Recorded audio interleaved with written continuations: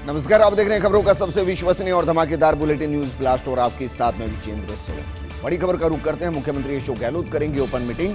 शाम 5 बजे से ओपन मीटिंग करेंगे मुख्यमंत्री अशोक गहलोत। मीटिंग के बाद पत्रकारों से भी बात करेंगे मुख्यमंत्री गहलोत। वीसी के माध्यम से पत्रकारों से बात करेंगे। मीटिंग के बाद शाम 7:30 बजे पत्रकारों से मुख्यमंत्री अशोक गहलोत बात करेंगे। और आज का दिन राजस्थान के लिए बेहद महत्वपूर्ण है, क्योंकि कैबिनेट की मीटिंग होनी है, मंत्रिमंडल की मीटिंग होनी है, उसके बाद ओपन मीटिंग होगी। डॉक्टर से मुख्यमंत्री पहले बातचीत कर चुके हैं। कल CWC की बैठक हुई और आज 7:30 बजे पत्रकारों से बातचीत होगी। मेरे सहयोगी नरेश मेरे साथ जुड़ चुके। नरेश, मुख्यमंत्री लगातार बैठक ले रही हैं, लेकिन जिस चरण के अंदर ये बैठक ली जा रही है उससे ऐसा लग रहा है कि राजस्थान के लिए और सख्ती हो सकती है। बिल्कुल विजेंद्र, आज का जो दिन है वो न केवल अहम बैठकों का दिन है बल्कि अहम फैसलों का दिन भी है। और जब बड़े फैसले लिए जाते हैं तो सभी की राय जो है उसमें ली जाती है। और यही कारण है कि मुख्यमंत्री अशोक गहलोत आज 12:30 बजे अपने मंत्री परिषद के सहयोगी के साथ चर्चा करेंगे। पहले 12 बजे का वक्त था, लेकिन थोड़ा सा इसको आगे बढ़ाया गया है। हालांकि मंत्रियों का पहुंचने का सिलसिला शुरू हो गया है मुख्यमंत्री आवास पर, और कुछ मंत्री वीसी के माध्यम से भी जुड़ेंगे। लेकिन 12:30 बजे पहले ये मीटिंग होगी। शाम को 5 बजे ओपन बैठक होगी और उसके बाद पत्रकारों से भी बातचीत करेंगे। कुल मिला के ये है कि आज सरकार को फैसला लेना है, क्योंकि कल सुबह जो है वो कर्फ्यू, वीकेंड कर्फ्यू का समय खत्म हो जाएगा। लेकिन जिस तरह से प्रदेश में कोरोना के हालात उसको देखते हुए लगता नहीं है कि वीकेंड का कर्फ्यू काफी है, क्योंकि विशेषज्ञों की ये राय है कि कम से कम 2 सप्ताह तक सख्ताई रखनी होगी। दूसरी भाषा में ये कहें हम कि 2 सप्ताह तक लॉकडाउन की स्थिति रखनी होगी, तभी राजस्थान में स्थितियां नियंत्रण में हो पाएगी। लेकिन ये किस तरह का लॉकडाउन होगा, किस तरह का कर्फ्यू होगा, ये सरकार तय करेगी। क्योंकि इसमें देखिए कई समस्याएं आएगी जो पहले हमने उनको झेला है, तो उन समस्याओं को ध्यान में रखते हुए सरकार को फैसला करना है कि जो आम लोग हैं उनको कम से कम परेशानी हो। हालांकि जब सख्ती होती है विजेंद्र तो परेशानी तो होती है, और इसका कारण भी आम लोग ही है, क्योंकि जो लापरवाही बरती गई उसी का ये हस्त है कि अब प्रदेश में कोरोना है वो बेकाबू है। तो ऐसे में विशेषज्ञों की राय है कि जो वीकेंड का जो कर्फ्यू रहा है वो काफी नहीं है चैन को तोड़ने के लिए। हालांकि कोशिश है चैन की तोड़ने के लिए, लेकिन अगर जब तक 2 सप्ताह तक कम से कम पूरी कड़ाई सख्ती नहीं रखी जाएगी तब तक इस स्थिति को नियंत्रण में नहीं ला जा सकता। ऐसे में मुख्यमंत्री चाहते हैं कि कोई भी फैसला ले उससे पहले तमाम जो मंत्रिपरिषद के साथी हैं उनसे बात करें, उसके बाद जो विशेषज्ञ है उनसे बात करें और वो बात सब सुने, पूरी जनता सुने, ताकि जनता को भी पता लगे कि सरकार अगर कोई कड़ा फैसला लेने जा रही है तो वो क्यों लेने जा रही है, उसके पीछे कारण क्या है, उसके पीछे लॉजिक क्या है, उसके पीछे विशेषज्ञ क्या कहते हैं।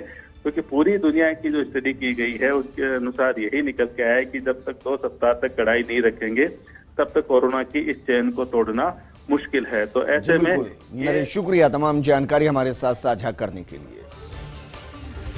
आगे बढ़ते हैं। फायरिंग कर 2 पुलिसकर्मी की हत्या का मामला। भीलवाड़ा पुलिस को मिली बड़ी सफलता। एसओजी की मदद से पुलिस पहुंची तस्कर सुनील डूडी तक। अजमेर एटीएस और एसओजी टीम की संयुक्त कार्रवाई है।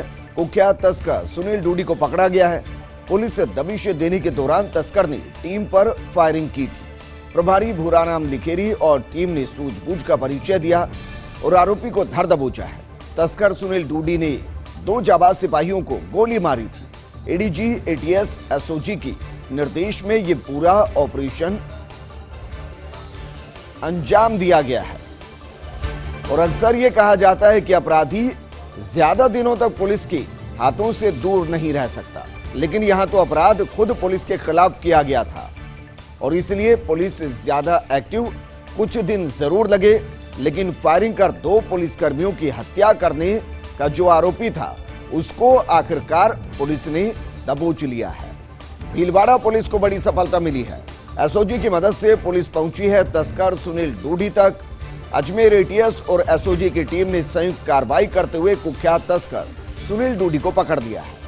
पुलिस दबिश देने के दौरान तस्कर ने टीम पर भी फायरिंग की थी, यानी कि वो एक बार फिर से वही गलती दोहरा रहा था। लेकिन इस बार पुलिस को उसके मंसूबों की जानकारी थी।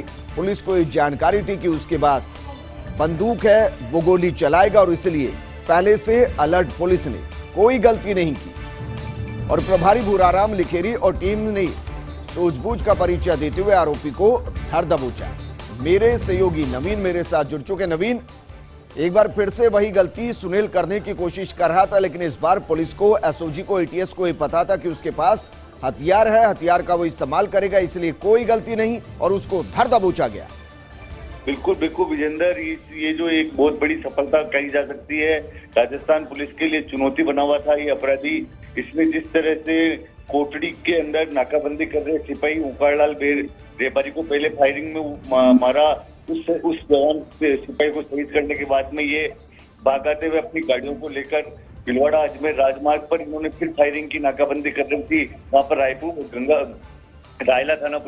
गायला थाना पुलिस के जो सीआई हैं गजराज चौधरी, उनके नेतृत्व में पूरी टीम वहां पे नाकाबंदी करी थी। इस बीच वहां पे भी इन्होंने फायरिंग की। अंधाधुंध फायरिंग में वहां पे एक पवन जाट नाम का एक सिपाही था, वो शहीद हुआ।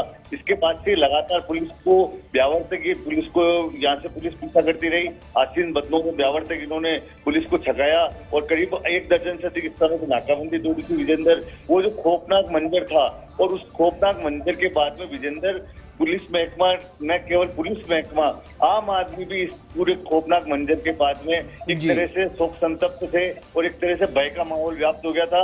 ऐसे में राजस्थान पुलिस की जो एसओजी और एटीएस की जो टीम है और भिलवाड़ा पुलिस की संयुक्त कार्रवाई में जो कामयाबी मिली, ये जरूर भिलवाड़ा पुलिस का मनोबल बढ़ाने वाली राजस्थान पुलिस का। बिल्कुल नवीन, शुक्रिया तमाम जानकारी हमारे साथ साझा करने के लिए। यकीनन न सिर्फ मनोबल बढ़ेगा, बल्कि जिसने इस तरीके के अपराध को अंजाम दिया उसको सलाखों के पीछे भी पहुंचा दिया।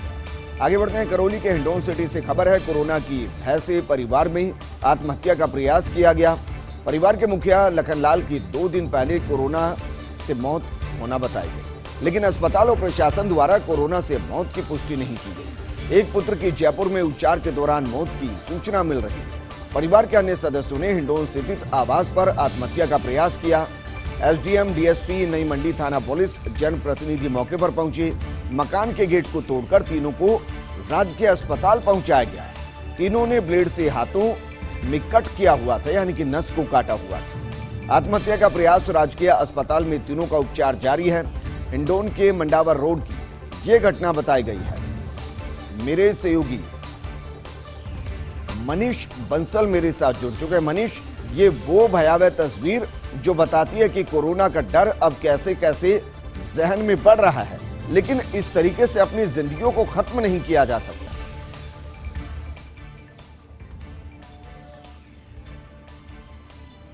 मनीष, क्या आप मुझे सुन पा रहे हैं? जी विजेंद्र, मैं सुनता हूँ। मनीष, सवाल यह है कि जिस तरीके से परिवार में कोरोना की वजह से मौत हुई, उसके बाद सभी अवसाद में चले गए, हाथों की नसों को काट लिया गया। जाहिर है ये तो पूरे तरीके से सरेंडर करना है और इस तरीके की बुज़दिली नहीं करनी चाहिए, लेकिन तीनों की अभी हालत कैसी है? जी मैं आपको बता दूं, तीनों अभी खतरे से बाहर हैं। तीनों का अभी कोविड का सैंपल ले लिया गया है। अस्पताल में एसडीएम, डिप्टी और पूरा प्रशासन अभी यहाँ मौजूद है। अभी अस्पताल प्रशासन से जो जानकारी मिली कि इनके जो पिताजी हैं, जिनके 2 दिन पहले यहाँ ब्रॉडर लाया गया था, लेकिन किस कारण से मौत हुई ये तथ्य जो है अभी सामने नहीं आए हैं। इनका एक भाई है जिसका जयपुर में बहुत गंभीर अवस्था में वहाँ भर्ती है। अभी ये भी स्पष्ट नहीं हो पाया है कि वो जिंदा है मर गए हैं। केवल जो भाई जो उनके बता रहे हैं कि उनके भाई की कोविड के कारण मौत हो चुकी है। पूरे घर में ये भय है कि हमारे जो पिताजी हैं और भाई की मौत कोविड के कारण हुई है, जिसके कारण इन तीनों लोगों ने नींद की गोलियां खा ली और अपने हाथों की नसें काट के कमरे में बंद हो गए थे। जिसके बाद लगभग 1 घंटे तक पुलिस द्वारा गेट तोड़ने का प्रयास किया गया। तीनों को कमरे से बाहर निकाला गया और उसके बाद में अस्पताल में भर्ती कराया गया। मनीष, शुक्रिया तमाम जानकारी हमारे साथ साझा करने के लिए। हम सभी को यह आगाह करना चाहते हैं कि ऐसी गलतियां ना कीजिए, क्योंकि कोरोना का इलाज है। 99% लोग कोरोना से सही हो रहे हैं, लेकिन आप सिर्फ सतर्क रहिए, मास्क का इस्तेमाल कीजिए, कोरोना अपने आप चला जाएगा। बेवजह घर से बाहर मत निकलिए, इस तरीके की बेवकूफी भरी हरकतें मत कीजिए, जिंदगी सिर्फ एक बार मिलती है। आगे बढ़ते हैं। कोरोना के चलते राहुल गांधी ने रद्द की बंगाल की चुनावी रैलियां। कहा कि मैं बंगाल की सभी रैलियां रद्द करता हूं। नेता अपनी रैलियों पर फिर से विचार करें। जिस तरीके से देश में कोरोना अनकंट्रोल हो रहा है, हालांकि राहुल गांधी 5 चरण के चुनाव खत्म हो चले हैं, बंगाल नहीं गए। उन्होंने असम के अंदर जमकर प्रचार किया है, उन्होंने अन्य राज्यों के अंदर जमकर प्रचार किया है। बंगाल वो अभी तक गए नहीं, उनके दौरे जरूर लगे, लेकिन अब वो ये कहते हुए अपने दौरों को, अपनी रैलियों को रद्द कर रहे हैं कि कोरोना की वजह से वो ऐसा कर रहे हैं और नेता अपनी रैलियों पर एक बार फिर से विचार करें। वो दूसरों को भी ये सलाह दे रहे हैं। एक बार फिर से मिसाल बनाने से चूक गए राहुल गांधी। राहुल ने पहले ही कोरोना महामारी के खतरे से आगाह किया था। प्रधानमंत्री और सरकार को राहुल ने गंभीरता से लेने के लिए चेताया था। इसलिए उम्मीद थी कि वो बाकी नेताओं से अलग हटकर मिसाल कायम करेंगे और चुनाव प्रचार में जाने के बजाय पार्टी को वर्चुअल रैली के लिए कह सकते हैं।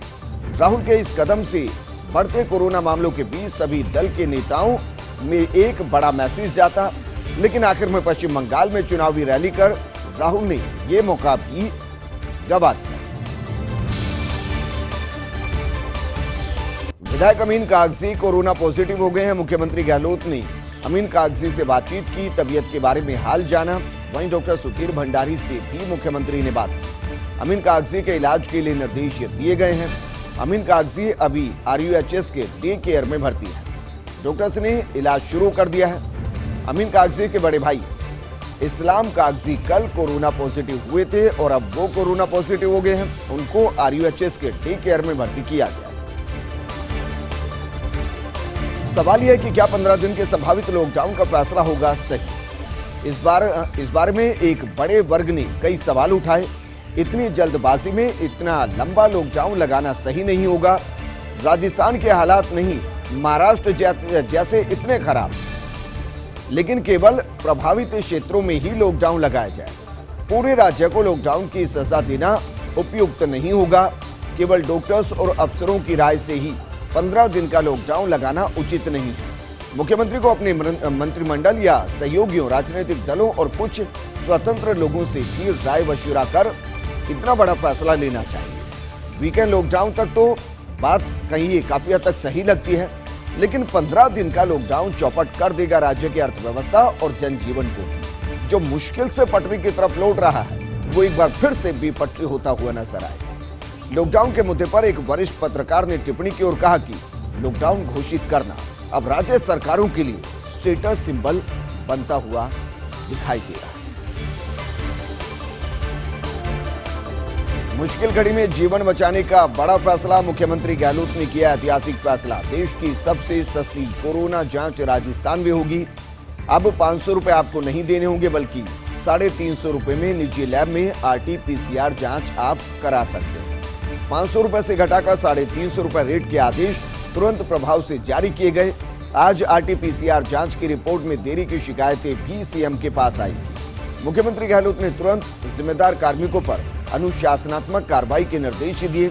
ऑक्सीजन सप्लाई के लिए भी मानचित्र पर जिलेवार रूट चार्ट बनाने के आदेश मुख्यमंत्री की तरफ से दिए गए।